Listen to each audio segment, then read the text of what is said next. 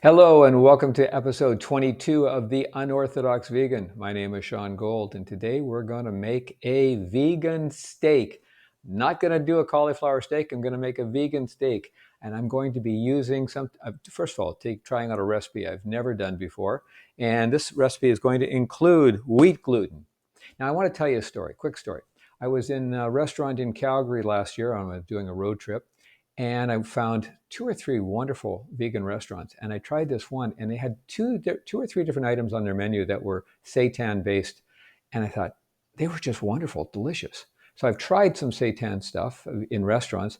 And a few days ago, I got a note from my youngest daughter saying that I should try making a vegan, what is it called? Vegan jerky. And so I said, why not? So she sent me a recipe. I took a look at that. Said, yeah, whatever. And I looked at another recipe online, found another recipe. I finally found something and it just sort of made it work using this wheat gluten. I had to go to Bulk Barn to get some because I couldn't find it in my supermarkets. So I bought some stuff in bulk and made the jerky using the gluten. Very simple recipe, very simple indeed. Just wheat gluten and a bunch of stuff for flavoring like soy sauce and things like that, and pulled it all together. And you had to do some making a dough out of it and then slicing it up and then freezing it partially and then taking it out when it's been cold and then slicing very thin slices and put it in the oven 250 degrees, letting it sit in the oven for a couple of hours, almost a couple of hours, and just to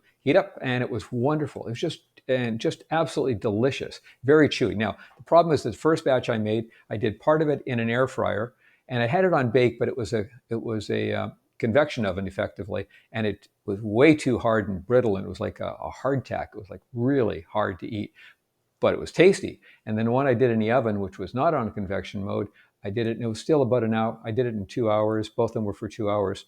The oven was perfect, still very chewy, but still quite good.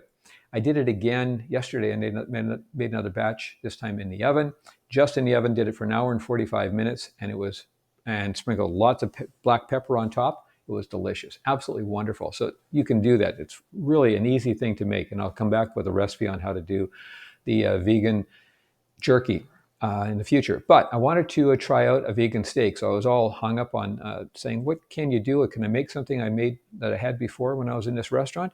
And so I found a recipe. This is from Nora Cooks, I believe it's who she is.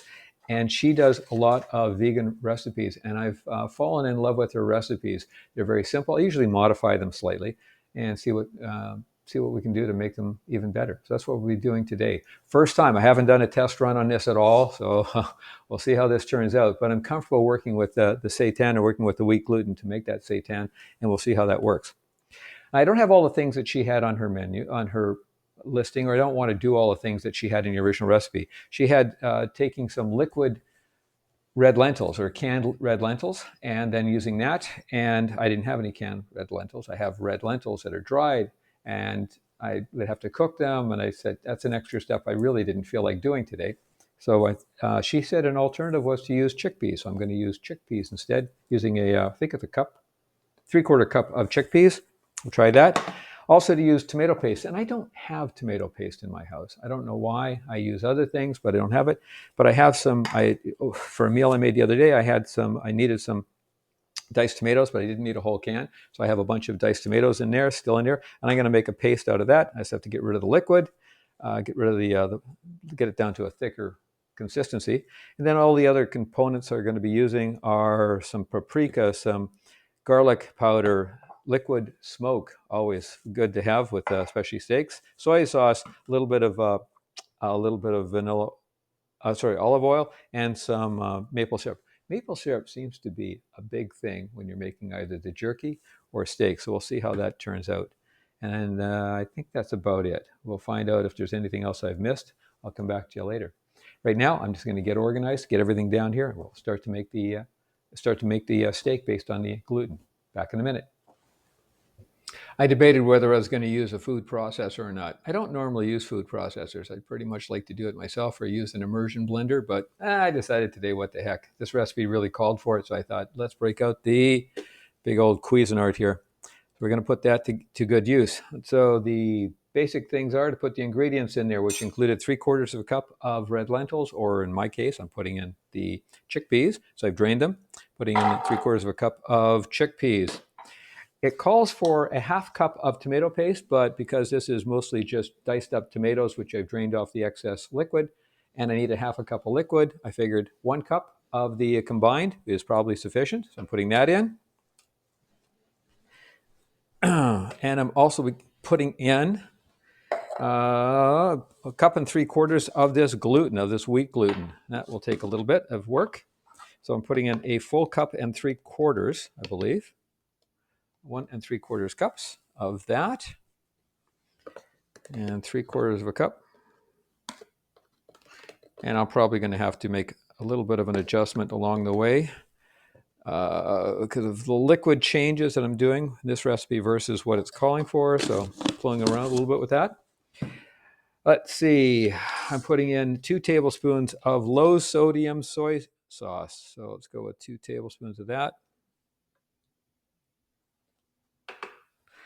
And then I have a bunch of other little goodies. Of course, we got some garlic powder. We're putting in a teaspoon of garlic powder. Sorry, a teaspoon of garlic powder. See if I can get that out. Teaspoon of garlic powder. A teaspoon of paprika. And I like using the smoked paprika because I always like using smoked paprika. I like that smoky flavor. But on top of that, we're putting in some liquid smoke. And I'm putting in a 1/2 teaspoon of liquid smoke. Let's see if I can do this right. Yeah, it's going to be a little much. Whatever. I like smoke, so what the heck. I'm going to do that. And about 1/4 teaspoon of cumin. That's about 1/4 teaspoon. 1/4 teaspoon of black pepper. I'm just going to do this by eyeballing it. So, again, how can you go wrong on black pepper? That's my opinion. And see how we do. I'm going to process this until I get it relatively smooth. So see how it works. Okay, I dumped out the dough from the food processor, and it is in pretty good shape. I thought I might have to add some additional wheat gluten because it's a little bit moist, but you know what? It's not sticking. It's nice to work with on a glass surface. I'm just kneading it now for a couple of minutes. Now, I did read one recipe that said don't over knead it. If you do so, it'll toughen it up, and you don't want it to be too tough when you're making these steaks. So there you go. Now I'm going to make this into, I'm going to flatten it out a little bit. I'm going to cut it into some pieces. Let me just make sure I got it kneaded nice and evenly. Get out a knife here. My trusty thin cleaver. I like this knife. I'm going to cut this into 4 pieces because it's going to be 4 steaks. We'll see how this works. Should have steak for my wife's size, one for my size.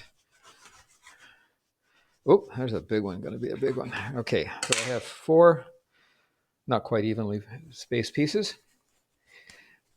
And now I'm going to just use my hands to flatten these steaks out. And I'm going to make these into nice steak size. Now, I've also heard a couple of different suggestions on how thick to make them. One of them is 1 inch thick. I'm thinking that's a pretty hefty size steak. And one of them is 1/2 inch size. So I'm going to find somewhere in between. There, that's going to be my wife's size steak. I can tell right away. Maybe that one too. That one's a little big. Maybe there'll be leftovers on that. So I got those flattened out. Okay, next thing is I'm going to steam these. So I need to steam these in a steam basket. And I don't have a steam basket per se, but what I do have is I have a strainer. To me, that makes a pretty good steam basket. So I'm just going to get a pot of water boiling on the stove. We're going to steam these. Right? Be back in a minute. I have set up 2 pots going on the stove right now. I'm going to be steaming 2. So I have 2 steamers or 2 strainers. I have 2 steaks in each of them. And I've just got water boiling in the bottom of them. I'll be watching to make sure that water doesn't boil off. Don't want it to go dry, so I'll just add water as necessary. but I'm going to let these steam for 30 minutes. That's 30 minutes. It's going to be a little while. So while I'm doing that, I'm going to be making a marinade. And the marinade is really simple. The marinade just uses a few common ingredients, a little bit of soy sauce, some olive oil, a little bit of maple syrup, because why not have some maple syrup, and a little bit more tomato paste. I'll have to make do. I ran out. I'll have to figure out something for that. Anyway, be back in a minute. Well, I'll be back in 30 minutes because I got to wait for this to do its own thing. Back in a bit.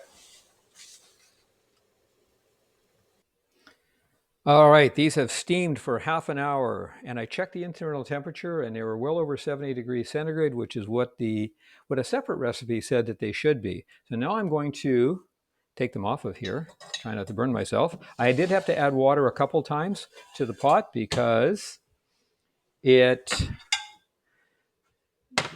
boiled off. So I'm going to take these steaks out. Use this. I don't want to scar them up too much, but I think that they're pretty good. Put that into this marinade. Now I've mixed up that marinade. The marinade that I made up, according to the recipe that I was using on this particular recipe, was for a quarter cup of soy sauce, 2 tablespoons of olive oil, 2 tablespoons of maple syrup, and a tablespoon of tomato paste. Now, I said I didn't have any tomato paste, so what I ended up using was some barbecue sauce. I did barbecue sauce. I'm just going to let these marinate a little bit, rest in that a little bit. See if I can get another. All right, I've heated up the oil. You can see it's smoking there a little bit. I'm going to put on one of the medium-sized steaks. Let's make sure it's nicely dipped in there. It's got lots of liquid on it. I'm just going to do one to start off with. Oh, maybe I'll do 2. What the heck? I'll put on a couple. I don't want to cook them all up right now.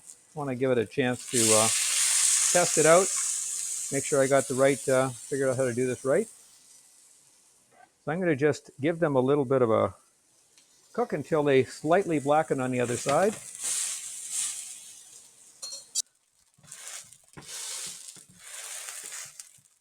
And we're going to do a taste test in just a few minutes.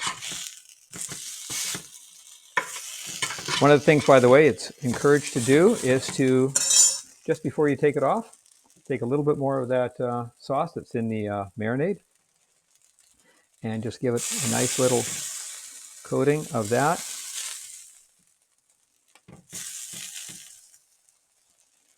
I'm going to do that to both sides. Flip it over one last time. And give that a little marinade on that side as well.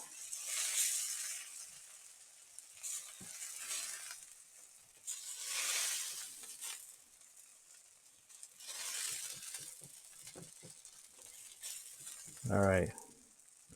And this is going off of the burner. Ready for a taste test. Well, I have plated it. I'm ready for a taste test. I'm hoping this is better than the cauliflower steak. Frankly, I got some negative comments about that. Not another cauliflower steak. Okay, so you can tell right away that it's not as firm as a steak would be. So there you go.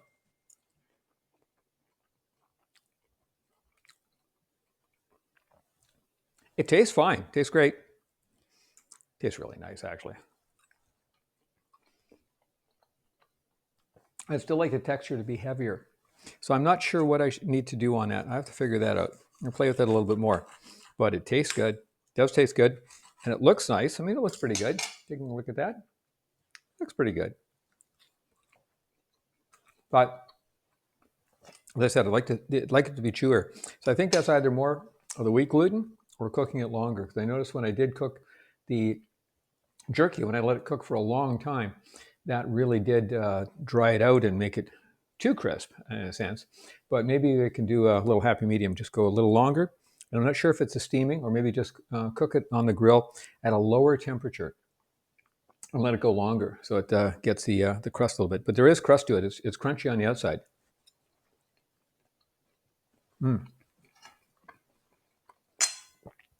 But for a first shot, that's not bad. I think it's well worth trying. So there you go. That's my attempt That's my attempt at a vegan steak using seitan. And I got to tell you, it is better than the cauliflower steak. So that's the first attempt. And that's it for this week's edition of the Unorthodox Vegan, good old episode number 22. If you want to reach me further, you can get a hold of me. You can reach me at my email address up here. That's vrcompanions@gmail.com. And if you'd like to follow me, if you haven't followed me already, you can follow me. I'm on my YouTube channel at www.youtube.com/@the_unorthodox_vegan/. And that's how you can reach me and see all of the episodes, all of the 21 previous episodes and all the future episodes. Looking forward to have you hear from you and get comments from you. Now, again, my name is Sean Gold, and thank you for watching. See you next time.